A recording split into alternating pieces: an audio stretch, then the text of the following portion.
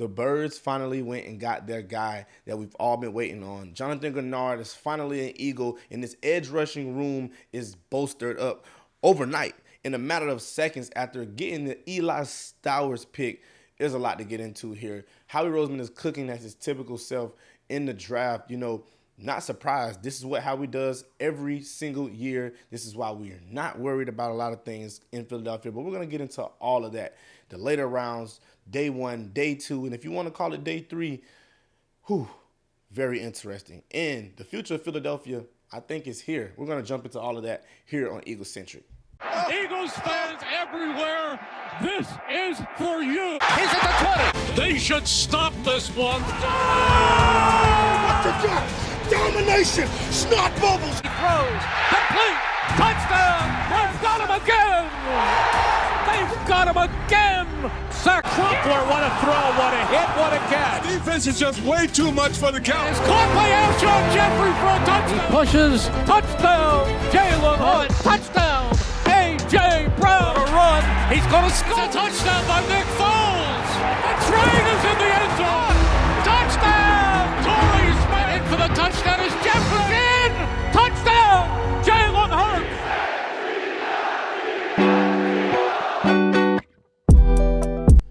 Just when everybody in Philadelphia is about to lose their freaking minds in the A.J. Brown debacle, Mike Vrabel, Dirty Diana, everything is just, turned up in Philadelphia, not for on the good side, not for anything positive. When everything is just negative and everything is just, in flames in Philadelphia, and not a lick of football is being played, let me remind you of that. When everything is going crazy like this in the offseason, Howie Roseman, a guy named Howie Roseman in Philadelphia, always seems to relieve the issues.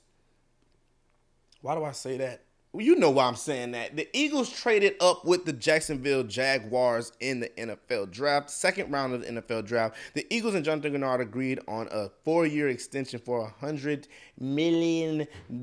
And we already knew that this was coming. We've been begging for it for months because once Jalen Phillips went and got his contract with the Panthers, we said, okay, we need an edge rusher again. And we didn't want to go get an edge rusher. I personally didn't want to go get an edge rusher out of the draft. And, not particularly because an edge rusher out of the draft wasn't going to give you immediate success. We needed a guy right now that was going to, be impactful off the defensive line. 10 sacks, 12 sacks. And, you don't most likely get that with a rookie edge rusher. And I know Ruben Bain was coming out. Danny Dennis Sutton, even though he was a later round pick. I know we have a lot of edge rushers in this draft that were, projected to be, great players in the NFL. But you need immediate impact. And this is why, a lot of people were saying, go get Myles Garrett, go get Max Crosby. Some people wanted Trey Hendrickson. This is why you needed to go and get a veteran edge rusher like Jonathan Greenard, who in 2023 and 2024 had multiple consecutive 12-sack seasons. Now, this dropped off in 2025 due to shoulder injuries. Now, this isn't a long-term injury that's, affected Jonathan Greenard's career. In his career, he hasn't had many injuries that's hindered him. This shoulder injury is just something that he'll be able to overcome next year. And I'm super excited about this pick because the Eagles get Jonathan Greenard, a 7th-round pick, and number 244 overall. And we've seen that pick, which we will talk about later. But the Vikings get the 3rd-round pick and the 2027 4th-round pick. Now, Howie has drafted the Biletnikoff Award winner and Makai Lemon. He's drafted the John Mackey Award winner and Eli Stowers, top tight end in college football, and traded for Jonathan Greenard in less than 10 minutes of that Stowers pick. So Howie's just been cooking as he always does. We're not surprised by any of this. This is what Howie does.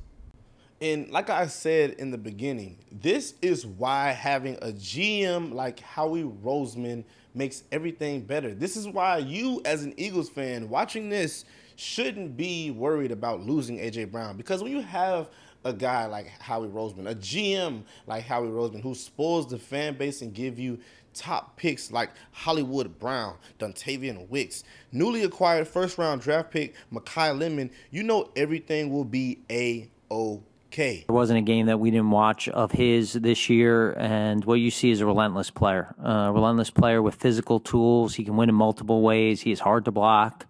I know when we play Minnesota, we are worried about where he is at all times. Just a really good player, obviously a captain on that football team. So we just felt like we had a really good D-line, but we really wanted to elevate it to another level. And obviously we saw how that happened last year. And as we've gone through it, and we went through the draft yesterday, and after the draft last night, it really made sense for where our football team was to go and acquire this player. There wasn't a game that we didn't watch of his this year, and what you see is a relentless player. A relentless player with physical tools. He can win in multiple ways. He is hard to block. I know when we play Minnesota, we are worried about where he is at all times. Just a really good player, obviously a captain on that football team. So we just felt like we had a really good D-line, but we really wanted to elevate it to another level. And obviously we saw how that happened last year, and as we've gone through it, and we went through the draft yesterday, and after the draft last night, it really made sense for where our football team was. Now, recapping day 1 and day 2 of the draft, even, like I said, if you want to call it day 3, it's going to be a whirlwind, but it's all great because Howie made a lot of great picks. I don't disagree with any of the picks that he made. A lot of people wanted him to go get a safety. A lot of people wanted him to go get an offensive lineman a little earlier. I'm interested in all of the picks. I love them all, and we're going to jump right into them right now. But please first ring the bell, as the Philly Eagles page said, because I told you guys we were going to get Markeel Bell. This guy is massive, coming in at 6'9", 346 pounds, and the pros are obvious because, like I just told you, he's huge. But that's not all. The pros are obviously going to help the birds in the run game because, for Philly, if he's inserted, because he uses that big frame on base blocks, which is definitely going to contribute on the run game. I mean, he used it in Miami at a high rate. He is massive and a dog on the O-line. Now, Bell does need to show some improvement in pass protection and first step quickness, with reports citing that scouts hinted at Bell's issues with mirroring spin counters and quick inside moves from defenders, saying that he must improve his fluidity in lower at high center of gravity against NFL edge rushers. Now, that's a given when you get a guy this big going against some of those smaller and quicker guys like a Micah Parsons, or, somebody smaller than him like a Hassan Reddick. Those guys tend to, not have their way, but, it's always a matchup when it comes to those smaller guys and those bigger, guys like this size offensive linemen, because they're not as quick on their feet most of the time. Like I said, it's always a matchup. But that doesn't change the fact that Markeel Bell has a great future in Philadelphia. And after a year or two of development, sitting behind guys like Jordan Mailata, sitting behind guys like Lane Johnson, this will definitely help him in the future. Now, Bell is a freak athlete. He showed out in his combine running an official 5.36 second 40-yard dash at the 2026 NFL Combine. His performance, which included a 1.84 second 10-yard split, was highlighted as impressive for his size. And I don't know how a man that size moves that fast at 5.36, but the Eagles really got a gem. I see people saying that he's a project, but with a total of 21 games played, the big man shouldn't have any issues getting inserted in games. And yes, I think he's not probably a day one starter, but I do think he's definitely a guy that you can add in, start inserting him into the later weeks. Not even the later weeks, maybe 5, maybe 6, week 7. He can get in there. You got to get these guys in development. We have training camp coming up, rookie camp coming up. A lot of this stuff is going to be, easier for the, better players like Markeel Bell to get inserted. It should be, at least. It should be. Which leads me to the future of Philadelphia, and this is not an offensive lineman. This is a tight end, Eli Stowers from Vanderbilt. This guy, I think, is really going to be able to flourish in Philadelphia, especially after sitting behind a guy like Dallas Goedert. Just check out Eli Stowers. Eli Stowers is a future tight end in Philly, like I just told you. Now, Stowers used to be a quarterback at Texas A&M. He suffered a brutal injury and transferred to New Mexico State, and that's where he became a tight end. And he went to his coach at New Mexico State and wanted to help the team win, which is why he transferred positions. This is great, something that the Birds need, a guy with this much character. And Jeffrey Lurie was even on the phone with Eli Stowers and told him, you are the type of player that the Birds are looking for. Now, there is questions about his blocking, but that's typical inability with most pass-catching tight ends. Yes, he's a pass-catching tight end. He specialized in pass catching at Vanderbilt. So please, fans, get over the whole he can't block, he needs help with blocking, he's bad because he can't block. Most tight ends, good tight ends that's coming out of the draft early, day 1, day 2, that catch the ball a lot, they're not asked to block. If they're asked to block, then that means they're going to go in the later rounds because, those, tight ends that block heavily, they're not projected to go as high because that isn't an ability that, most people are just looking for, just a blocking tight end. No, they want a tight end, especially in the modern days of football, they want a tight end that can catch, block, do it all. Now, my opinion on the pick, Eli Stowers, I love it. We need a future tight end. Dallas Goedert is on his last couple of contracts, if you want to say, for the Birds. I mean, they just keep kicking that can down the road, and eventually, Dallas is going to want to get a bigger contract elsewhere if he can. But like I keep saying and keep reiterating, this guy is going to learn behind Dallas Goedert, and that is going to help him massively in the future. We can't express that enough because, like I said, Stowers was a pick that a lot of people are, up in arms about, I guess. So to see him turn out to be, something beneficial for the Birds, it's going to shut up a lot of people. And, I think with a lot of these players that the Birds are getting are the future of Philadelphia. This was an offensive draft. In the later rounds, we went and got a safety, but for the most part, the Birds were heavy offense in this draft. And these guys are going to be your future. Makai Lemon, Markeel Bell, Eli Stowers, these are your future guys that you're going to see a part of the Birds offense, hopefully, for years to come.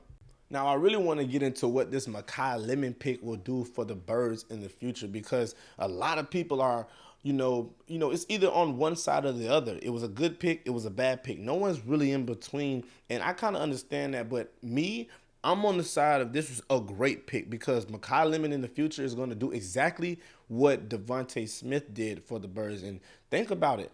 You're hearing a lot of people say, well, he's just a slot guy.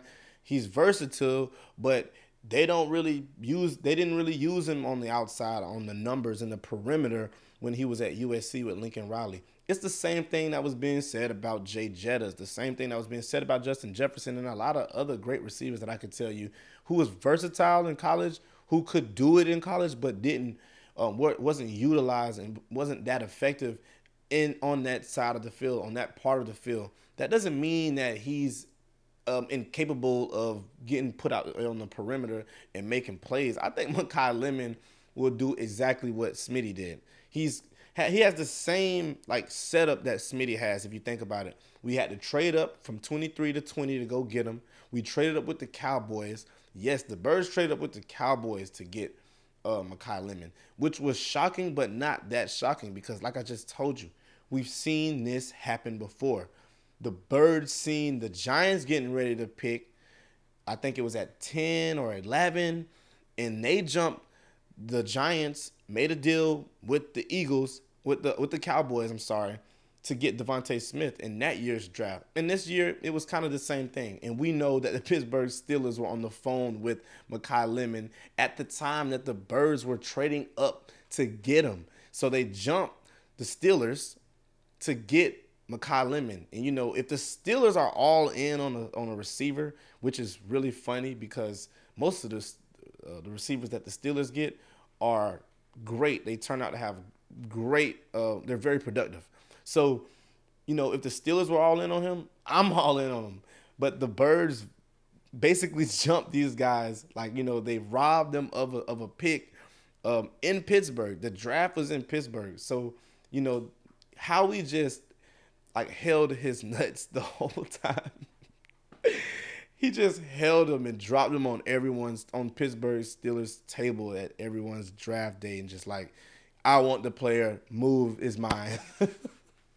Like, how we really cooked in this year's draft. And for him to move up, to get Makai Lemon, in which the Birds thought he was a top 15 player. He dropped to 20 because the Rams rammed and got him. So for Makai Lemon to fall to the Eagles like a lot of great players always do, you have to know that his future is going to be magnificent. He has a great ceiling. He has a high ceiling in Philadelphia.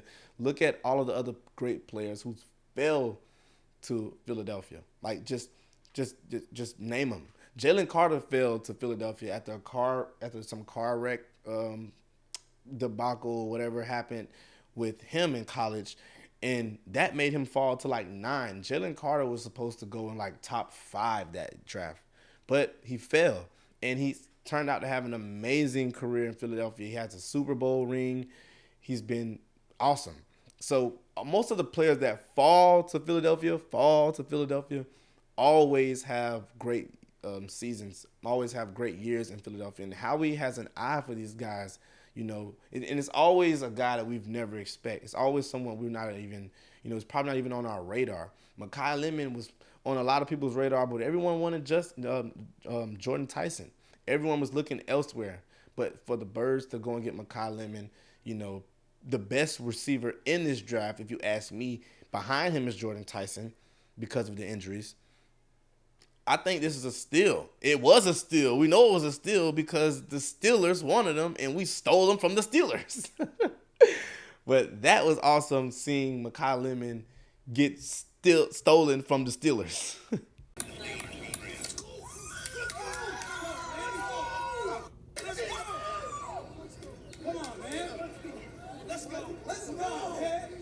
Hey, why Philly come? Yeah.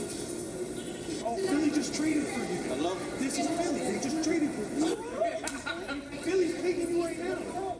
And I have to tell the fan base again, let's relax. No, the Birds didn't go get a superstar safety out of the draft. Everyone wanted Emmanuel McNeil-Warren. I was more excited when the Birds went and got Markeel Bell. I was more excited when the Birds went and got that other offensive lineman today, Michael Morris, who we're going to get into him too. We're going to get into that too, pause. But I was excited about the later round picks because, like I've said before, this is a draft that the Birds were due for. We were due for a draft like this. Let me look. In the later rounds, in the years past, we've always gotten offensive linemen, defensive tackles, cornerbacks, and a linebacker. So, yeah, it was time to go and get these young guys who are going to be the future, especially for the Birds. Like I already said, Dallas is on his way out. And a couple of our offensive linemen have contemplated retirement. We know guys like Lane Johnson isn't going to just, quit and retire or whatever. But next year he will. He will retire. Not quit, but he will retire. This year he didn't want to go out on that. We went out bad. So he didn't want to go out like that. Of course, we know a dog like Lane isn't going to go out like that. And, of course, especially now with Jeff Stoutland gone, the offensive line is going to look totally different. We got some big boys coming in like Markeel Bell, pause. And we have a lot of other new looks, like I said, with the pass catchers. So, yeah, no, the Birds didn't go get a safety. I wasn't surprised that the Birds didn't go get a safety because Michael Carter's still in the building. We know that when he got re-signed and he took a pay cut, basically, he was going to probably be moved in his position. And after a year in this system, Michael Carter and second year Andrew Makuba, let's not forget, should flourish. I'm not too worried about the safety position. Not so much because we have a guy like Vic Fangio who made it happen with Reed Blankenship. Now, don't get me wrong. I loved Ed Reed Blankenship, as some of the Twitter pages would call him. But I loved Ed Reed Blankenship. I loved Reed Blankenship, sorry. Reed Blankenship was good, but Reed Blankenship was a UDFA. Let's not forget that Reed Blankenship was an undrafted free agent that the Birds, signed, and he became a great player in this defense. And he had a great year. He had great years with the Birds. We can do that with guys like Michael Carter, who probably have a higher ceiling, or guys like Andrew McCuber, who's in his second year. Let's not forget about Andrew McCuber, because when he was on the field, Andrew McCuber made plays. Are we forgetting about the interception on the goal line against the Chiefs, Andrew McCuber? Are we forgetting about some of his earlier games? Andrew McCuber had a lot of great moments before his injury, and if we could just get him back healthy, him and Michael Carter, I feel like, should be, two good pieces. Also with Marcus Epps, let's not forget about Marcus Epps, even though, a lot of people think he's kind of better than he is. I think he had a good year last year, which he probably can build on this year, especially in the rotation. With a guy like Vic Fangio, I trust it. I'm not worried about it. If he's not worried about it, I'm not either. And Vic will let us know in training camp and OTAs and all that, Vic will, how these guys are playing, what the safety position looking like. And yeah, so let's not be too worried about the safety position. Let's be excited, like I said before, about the future of Philadelphia. The defense is always going to be, well, for the next 2 to 3 years, in my opinion, top 5. We were top 5 last year. We're going to remain that way with a guy like Vic Fangio. And who knows, Clint Hurt, after Vic, I don't see the defense dropping off of anything. I see them getting even younger and even better, especially when you add a guy like Jonathan Greenard to the defensive line. Now, there's going to be a ton of news surrounding these rookies, especially when rookie minicamp comes around, and we're going to cover everything up until the day of. And you let me know, are you interested, not interested, up, are you down on any of these picks?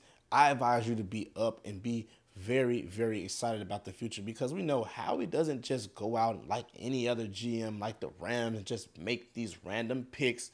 No, these picks are part of a bigger scheme in Philadelphia. You got to believe that, especially with the new offensive coordinator and the new receivers.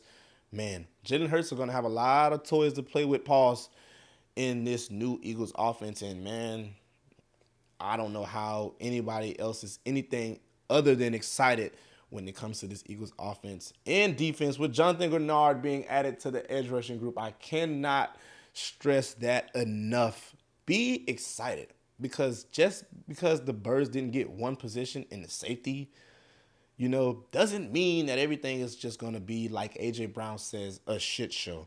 I am super, super optimistic about everything happening with this Birds team, especially going into the rookie minicamp. We're going to cover it all, like I said before. So you guys know the routine. Like, comment, subscribe. Let me know how you're feeling. The draft is over, and it's time to get these rookies in Eagle Green. You know how it goes over here. I'll be here waiting on you guys to come on back for the next episode. Be blessed. Go Birds. White mansion in my habitat. Aim a lot of sticks like a laser tag. Fuck a rich bitch, having rich sex. Smoke a lot of trees, need a weed plant. Didn't take a lean where the lean at. Sleeping on these G's is a beanbag. Got me going jeans cause I'm cool rap. Checking from my fan life is fantastic. I was broke as hell sleeping on the mattress. Living like a hell when nobody happy. Hot shells jumping out, they send me automatic. Ran it up by the condo, got a new edit. Now the VV's with a V long.